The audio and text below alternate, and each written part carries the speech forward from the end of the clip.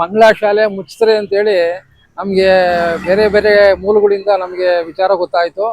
ಹಂಗಾಗಿ ನಿನ್ನೆ ಇಲ್ಲಿ ಸಂಬಂಧಪಟ್ಟಂತ ಕ್ಷೇತ್ರ ಅಭಿವೃದ್ಧಿ ಕ್ಷೇತ್ರ ಶಿಕ್ಷಣಾಧಿಕಾರಿಗಳನ್ನ ಭೇಟಿಯಾಗಿದ್ವಿ.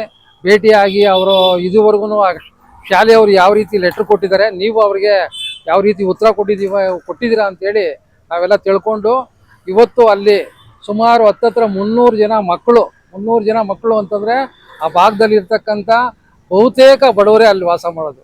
SC STಗಳು ಮತ್ತು ಹಿಂದುಳಿದ ವರ್ಗದವರು ಮತ್ತು ಅಲ್ಪಸಂಖ್ಯಾತರು, ಒಟ್ಟಾರೆ ಕೂಲಿ ಮಾಡೋರು ಮತ್ತು ಕಸ ಮುಸ್ರೆ ತಿಕ್ಕುವಂಥ ಮಕ್ಕಳು ಇವತ್ತು ಅಲ್ಲಿ ಶಾಲೆಯಲ್ಲಿ ವಿದ್ಯಾಭ್ಯಾಸ ಮಾಡ್ತಿದ್ದಾರೆ.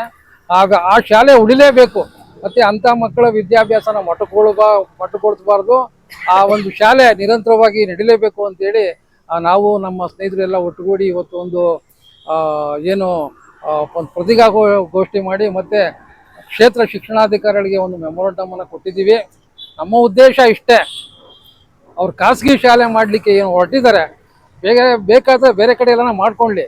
ಆದರೆ ಸುಮಾರು 40 ವರ್ಷಗಳಿಂದ ಒಬ್ಬರು ದಾನಿಗಳು ಅದನ್ನ ಶಾಲೆನ ನಡೆಸಲಿಕ್ಕೆ ಅನುಮತಿ ಜಾಗ ಕೊಟ್ಟಿರುವಂಥದ್ದು, ಆ ಭೂಮಿ ಕೊಟ್ಟಿರುವಂಥದ್ದು.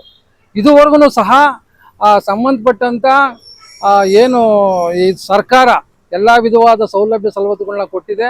ಮತ್ತು ಶಾಸಕರು ಮತ್ತು ಸಂಸದರ ಅನುದಾನಗಳಲ್ಲಿ ಸಾಕಷ್ಟು ಹಣನ ಅವರು ಉಪಯೋಗ ಮಾಡ್ಕೊಂಡಿದ್ದಾರೆ.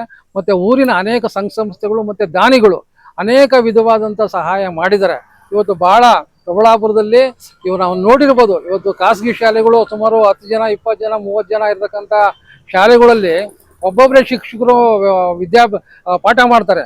ಅಂಥದ್ದು 300 ಜನ ಮಕ್ಕಳಿರುವಂಥ ಜಾಗದಲ್ಲಿ ಭಾಳ ತುಂಬ ಆರೋಗ್ಯಕರವಾಗಿ ನಡೀತಾ ಇರ್ತಕ್ಕಂಥ ಒಂದು ಆ ಸ್ಕೂಲ್ನ ಕೆಲವು ಪಟ್ಟಭದ್ರ ಹಿತಾಸಕ್ತಿಗಳು ಷಡ್ಯಂತ್ರ ಮಾಡಿ ಈ ಸ್ಕೂಲ್ನ ಮುಚ್ಚಿ ಖಾಸಗಿ ಶಾಲೆನ ಪ್ರಾರಂಭ ಮಾಡಲಿಕ್ಕೆ ಕೊಟ್ಟಿರೋದು ನಾವು ಯಾವುದೇ ಕಾರಣಕ್ಕೂ ಬಿಡೋದಿಲ್ಲ.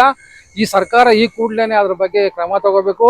ಇಲ್ಲದೇ ಇದ್ದರೆ ಏನು ಈ ಸರ್ಕಾರದ ವಿರುದ್ಧ ನಿರಂತರವಾಗಿ ಹೋರಾಟಗಳನ್ನ ಮಾಡಿ ಚಳುವಳಿ ಮಾಡಿ ಮತ್ತು ಅಲ್ಲಿನ ಪೋಷಕರು ಏನಿದ್ದಾರೆ ಆ ಪೋಷಕರೆಲ್ಲ ಸೇರಿ ಸಂಬಂಧಪಟ್ಟಂಥ ಶಿಕ್ಷಣ ಮಂತ್ರಿಗಳು ಮತ್ತು ಮುಖ್ಯಮಂತ್ರಿಗಳು ಮತ್ತು MLA ಮತ್ತು MP ಗಳು ಅವ್ರು ಎಲ್ಲೆಲ್ಲಿ ಕಾರ್ಯಕ್ರಮಗಳು ಭಾಗವಹಿಸ್ತಾರೆ ಅಲ್ಲೆಲ್ಲ ಕಪ್ಪು ಬಾವುಟ ಪ್ರದರ್ಶನ ಮಾಡೋದ್ರ ಮುಖಾಂತರ ಘೇರಾವ್ ಮಾಡಿ ಆ ಶಾಲೆನ ಉಳಿಸ್ಕೊಳ್ಳಿಕ್ಕೆ ಎಲ್ಲ ವಿಧವಾದಂಥ ಪ್ರಯತ್ನ ಮಾಡ್ತೀವಿ ಅಂತಕ್ಕಂಥ ಮಾತನ್ನು ಈ ಸಂದರ್ಭದಲ್ಲಿ ಹೇಳೋದಕ್ಕೆ ಇಷ್ಟಪಡ್ತೀನಿ.